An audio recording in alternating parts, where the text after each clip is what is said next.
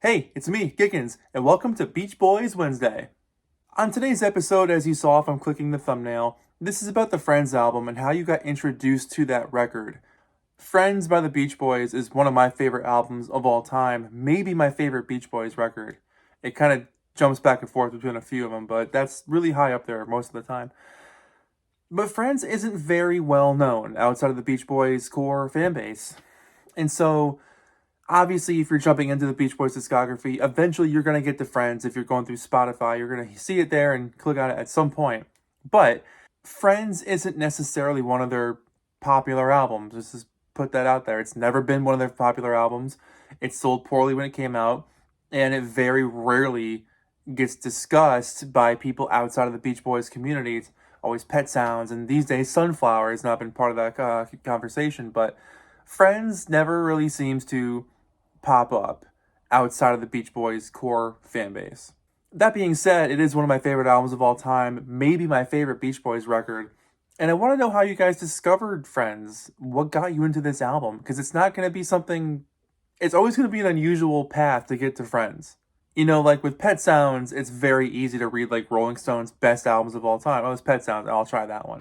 Or if you're going through a Beach Boys greatest hits CD, oh, there's like, whatever from other CDs in their career that, like, oh, all summer long, oh, Beach Boys today, summer days, summer nights, oh, Beach Boys party. Like, I can go into those.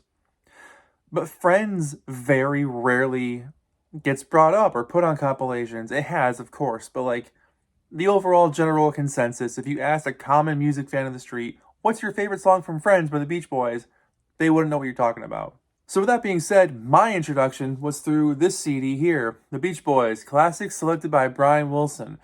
This came out in 2002, and I got it probably a couple of years after that, 2 or 3 years after that maybe.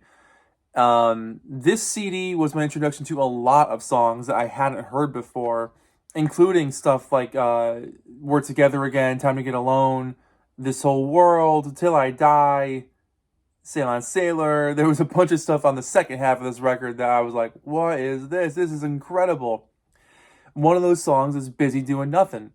I remember hearing this for the first time, being like, what is this crazy bossa nova jazz shuffle sound?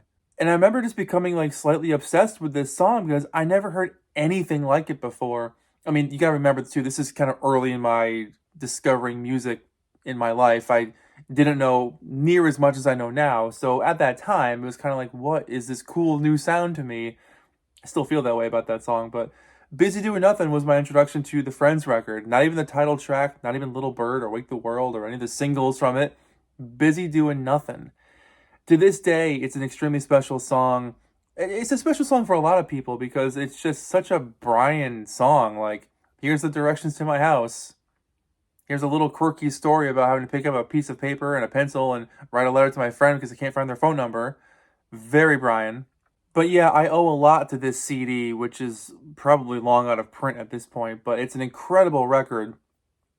It's 20 songs, and it's easily one of the best Beach Boys-esque greatest hits albums you can ever hope to pick up, ending with a new version of California Feelin', which was done at the time with Brian and his band. But I mean, Till I Die, Marcella, This Whole World, Heroes and Villains, Wonderful is on here. And then, of course, the first half is like In My Room, Don't Worry Baby, I Get Around, more from the song, like all the hits you'd hope to hear. So this CD, if you haven't heard the Beach Boys before and you want to dig in, this is a great place to start. This might be on streaming now. I'm really not sure. It's actually been a very long time since I've played this particular CD. But it takes me back, you know, it's cool to see the Pet Sounds-esque font on the front cover. Not sure who this dude is playing in the sand, but he's having a good time for himself. Yeah, love this CD. So there you go, Busy Doing Nothing from the Classics album. That's how I got into Friends. How did you get into the Friends record? Was it through a friend? Family member? Did you see it at the store and pick it up as a blind buy? How did you get into that record? Because it's a really special album, and I feel like our path to that album is very different from one person to another. So there you go. Happy Beach Boys Wednesday, everybody. How'd you get into Friends? Let me know. My name is Giggens. Thanks so much for watching, and let me know what you think about this album while you're at it, too. Very curious to hear your thoughts on this record. But thanks for watching. See you in the next video. Take care of yourselves. Bye-bye.